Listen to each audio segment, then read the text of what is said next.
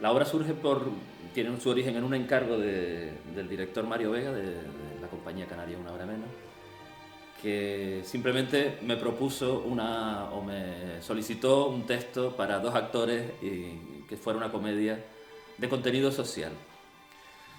¿Qué ocurre? Que en ese margen de tiempo en el que yo estaba pensando un posible argumento, tuvieron lugar un par de muertes cercanas muy repentinas y, y me pilló en un momento que a mí me dio, aparte del dolor, tanta rabia, ¿no?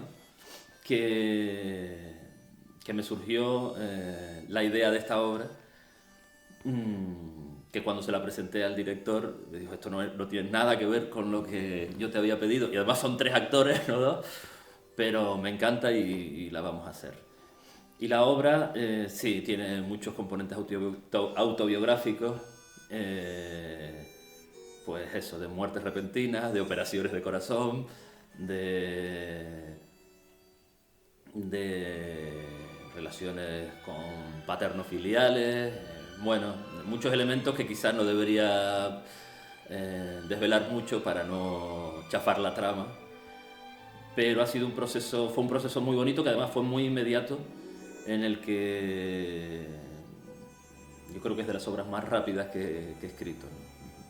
Digamos que hay sueños que yo he tenido o que he vivido que, que para mí son más reales que recuerdos que a lo mejor tengo lejanos o distorsionados.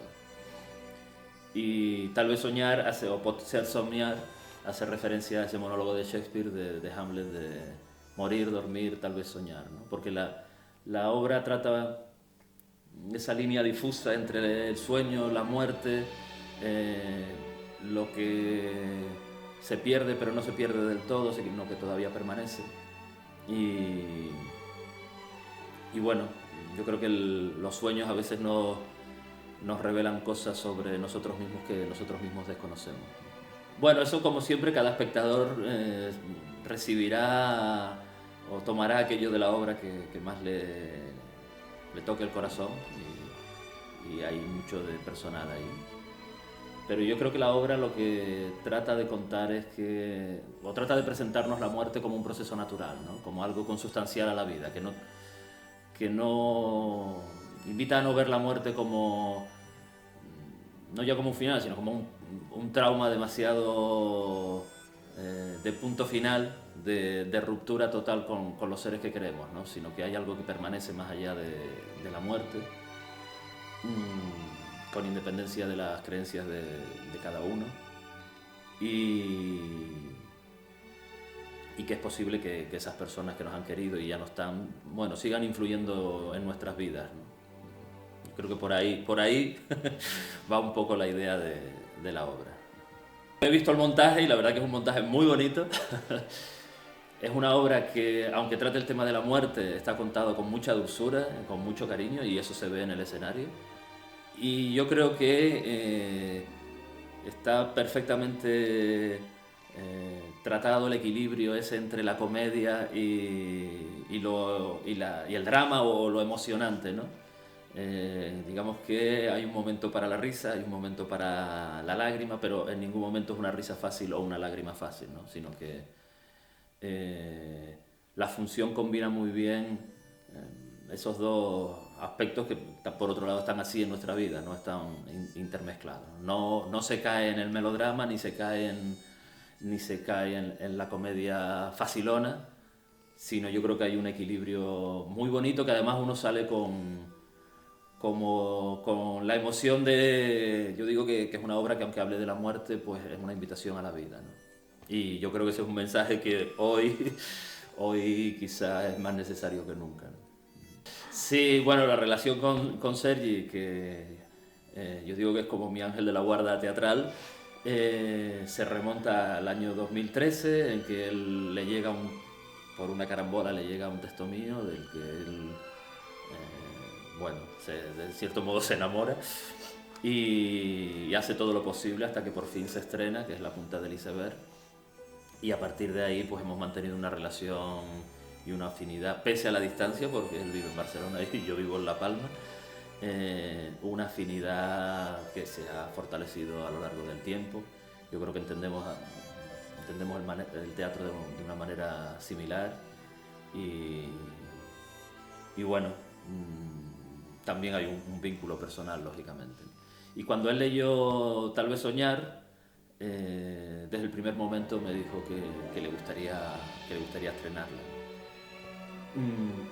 Y la posibilidad de hacerla en Barcelona y en catalán a mí pues me encantaba, ¿no? Porque bueno, como dije en la rueda de prensa, para cualquier dramaturgo estrenar en Barcelona es como una tierra prometida, ya sea en una sala, en un teatro grande o en una sala pequeña. Y esta sala, aunque es pequeña, es muy grande. Y la verdad que la sonoridad del catalán con esa dulzura, eh, yo creo que le va magníficamente a este texto. Y está además magníficamente dicho por este reparto, que están los tres estupendísimos. El origen de la obra está en torno a una muerte repentina y un sueño como muy real, ¿no? Y yo creo que esa certeza de que nuestros seres queridos siguen con nosotros, más allá de que los recordemos,